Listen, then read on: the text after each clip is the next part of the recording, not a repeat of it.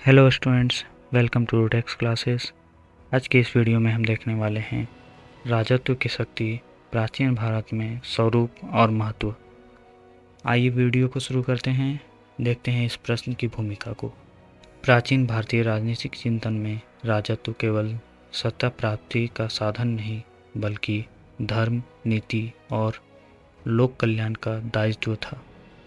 ऋग्वेद, महाभारत, मनुस्मृति और कौटिल्य का अर्थशास्त्र सभी में राजा को धर्मपालक, दंडधारक और प्रजापालक के रूप में चित्रित किया गया है। राजत्व की शक्ति का प्रयोग केवल शासन चलाने के लिए नहीं बल्कि समाज में संतुलन, शांति और समृद्धि बनाए रखने के लिए होता था।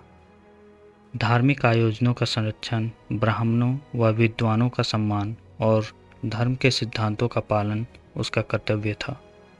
राजा स्वयं को ईश्वर का प्रतिनिधि मानता था जो प्रजा के हित के लिए धर्म की रक्षा करता है। राजनीतिक शक्ति। अगला पॉइंट है राजनीतिक शक्ति अर्थात राजनीतिक अधिकार। राजा राज्य का सर्वोच्च प्रशासक था। मंत्रिपरिषद, अमात्य, सेनापति और अधिकारियों के सहयोग से शासन चलता था।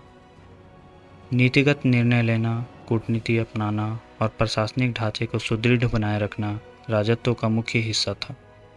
कौटिल्य के अनुसार राज्य का लक्ष्य योग्य क्षेम, प्रजा की सुरक्षा और कल्याण होना चाहिए। नेक्स्ट पॉइंट है सैन्य शक्ति अर्थात बलाधिकार। राजा के पास प्रशिक्षित सेना होती थी जिसमें 4 अंग चतुरंगिनी सेना शामिल थी। पहली थी पदाती अर्थात पैदल सेना, दूसरी थी अश्वारोही अर्थात घुड़सवार सेना, तीसरी थी गज सेना अर्थात हाथियों की सेना और चौथी थी रथ सेना। शत्रु से रक्षा, विद्रोह दमन और विस्तार की नीति का आधार यही सैन्य शक्ति थी। शक्ति का प्रयोग संयम और कूटनीति के साथ किया जाता था।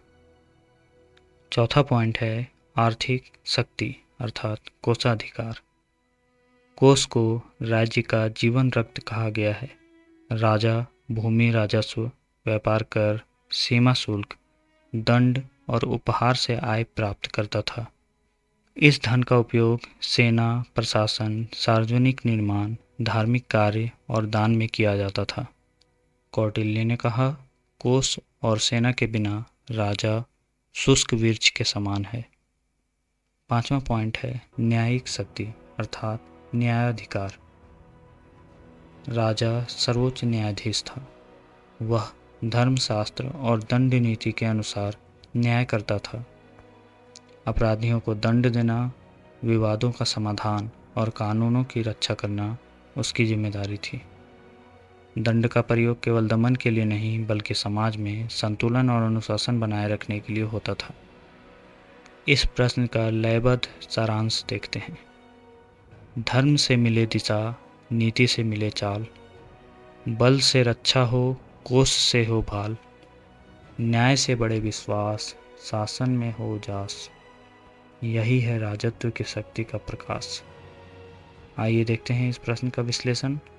धर्म आधारित शक्ति। प्राचीन भारत में राजत्व केवल निरंकुश शासन नहीं था, यह धर्म और नीति से नियंत्रित था। संतुलित अधिकार। राजनीतिक, आर्थिक, सैन्य और न्यायिक शक्तियों में संतुलन था। लोक कल्याण का उद्देश्य। हर शक्ति का अंतिम लक्ष्य प्रजा का सुख समृद्धि था। आइए देखते हैं इस प्रश्न का निष्कर्ष। राजत्व की शक्ति प्राचीन भारत में केवल बल या अधिकार का प्रश्न नहीं बल्कि धर्म और दायित्व का संगम थी। एक आदर्श राजा वही था जो अपनी शक्तियों का प्रयोग न्याय, नीति और लोक कल्याण के लिए करता था। इस दृष्टि से प्राचीन भारतीय राजत्व आज भी राजनीतिक दर्शन में नैतिक शासन के आदर्श के रूप में खड़ा है। आज के वीडियो में फिलहाल इतना ही। मिलते हैं नेक्स्ट वीडियो में। Till then bye.